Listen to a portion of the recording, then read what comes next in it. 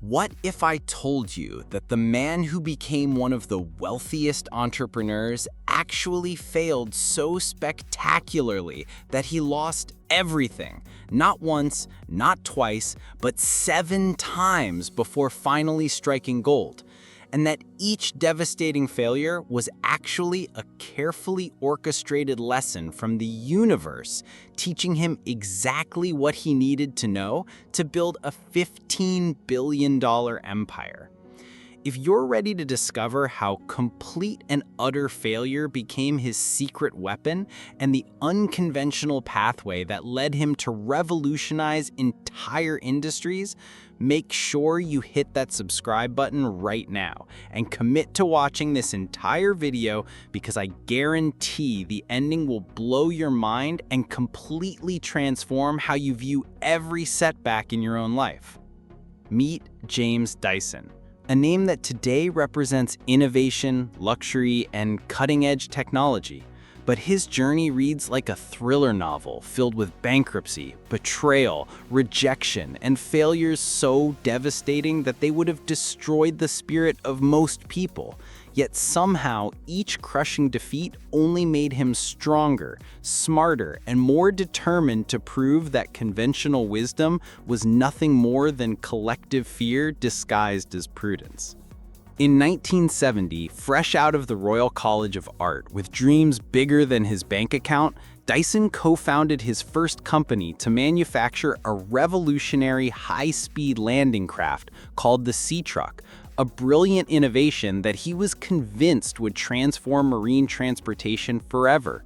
But within months, his business partner had maneuvered him out of the company, stolen his ideas, and left him with nothing but crushing debt and the bitter taste of betrayal that would haunt him for years. Most 23-year-olds would have crawled back to their parents, applied for safe corporate jobs, and never risked entrepreneurial failure again. But Dyson was different. He possessed an almost supernatural ability to extract wisdom from pain and transform devastating setbacks into rocket fuel for his next venture. His second spectacular failure came with the ball barrow, a revolutionary wheelbarrow design featuring a ball instead of a traditional wheel that he was absolutely certain would revolutionize gardening and construction work. And he poured every penny he could borrow, every connection he could leverage, and every ounce of his creative energy into bringing this product to market, only to watch it fail commercially, as customers rejected the unfamiliar design and retailers refused to stock something so radically different from what people expected.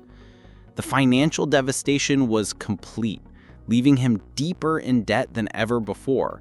But instead of viewing this as evidence that he wasn't cut out for business, Dyson began to see a pattern emerging.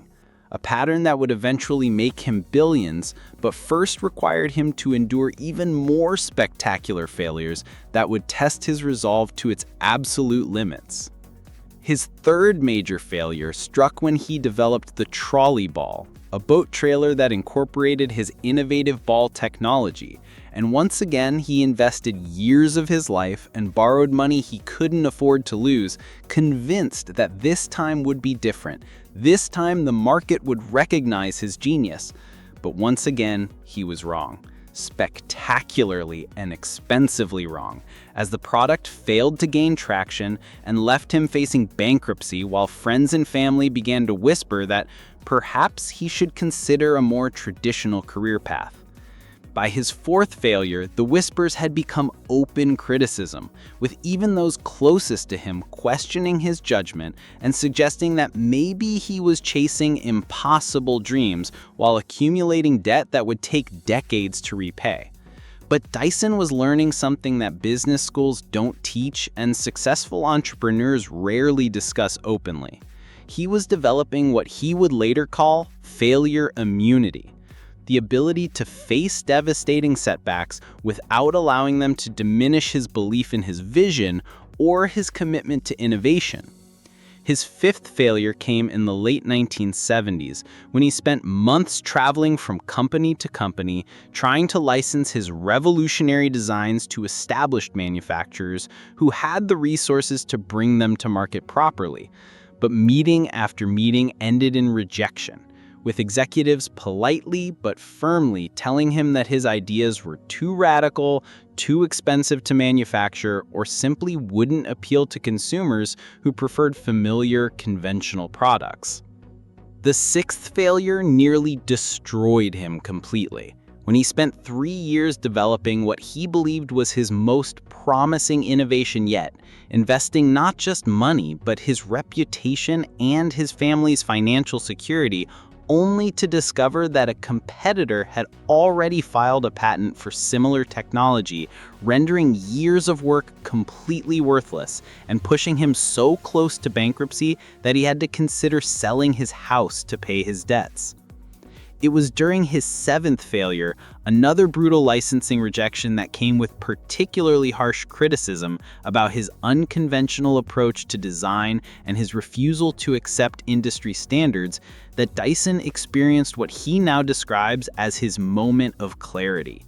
Not because he finally succeeded, but because he suddenly understood that failure wasn't his enemy trying to destroy him. It was his greatest teacher trying to prepare him for a success so massive that he needed to be stronger, smarter, and more resilient than any traditionally successful entrepreneur. Each devastating failure had been a masterclass in different aspects of business and innovation. The first taught him about partnership dynamics and the importance of maintaining control over his ideas. The second revealed the critical gap between innovative design and market acceptance. The third highlighted the necessity of thorough market research and consumer psychology. The fourth demonstrated that persistence without strategy is just stubborn foolishness. The fifth exposed the limitations of working within established industry frameworks. The sixth showed him the crucial importance of intellectual property protection and competitive analysis. And the seventh crystallized his understanding that true innovation requires the courage to challenge not just products, but entire industry paradigms. Armed with these 7 hard-earned lessons, each purchased with years of his life and thousands of dollars he couldn't afford to lose, Dyson began developing what would become his masterpiece, the revolutionary bagless vacuum cleaner that everyone in the industry insisted would never work because it violated every assumption about cleaning technology that had been accepted as truth for decades. For 5 grueling years, he created prototype after prototype, 5,126 in total, each one representing a small failure that brought him incrementally closer to perfection. But unlike his previous ventures, he now approached each setback with the accumulated wisdom of his 7 major failures, treating every unsuccessful prototype not as a defeat, but as valuable data that eliminated another path that didn't work. When he finally perfected his design, creating a vacuum cleaner that was more powerful, more efficient, and more reliable than anything on the market, the same companies that had rejected him years earlier suddenly wanted to license his technology. But Dyson had learned too much from his previous failures to make that mistake again. Instead, choosing to maintain complete control over his innovation and launch his own company. The Dyson vacuum cleaner became an instant global phenomenon, not despite his previous failures, but because of them. Because every lesson learned from defeat had been meticulously incorporated into his approach from manufacturing and marketing to distribution and customer service, creating a company that was immune to the mistakes that typically destroy promising startups. Within a decade, Dyson had built a multi-billion-dollar empire that revolutionized not just vacuum cleaners, but expanded into hair dryers, fans, air purifiers, and lighting, proving that his 7 failures hadn't been obstacles blocking his path to success, but rather the essential foundation stones upon which his empire was built. Today, James Dyson's personal net worth exceeds $15 billion, making him one of the wealthiest entrepreneurs in the world. And he openly credits his spectacular failures as the key to his eventual success, arguing that traditional business education and early wins could never have taught him what devastating failure revealed about innovation, market dynamics, consumer psychology, and the mental toughness required to build something truly revolutionary. His story demonstrates a profound truth that most entrepreneurs never discover because they quit after their first or second major failure. The truth that failure isn't the opposite of success, but rather success in its larval stage, containing within it all the lessons, skills, and resilience that will eventually transform into extraordinary achievement if you have the wisdom to learn and the courage to continue going.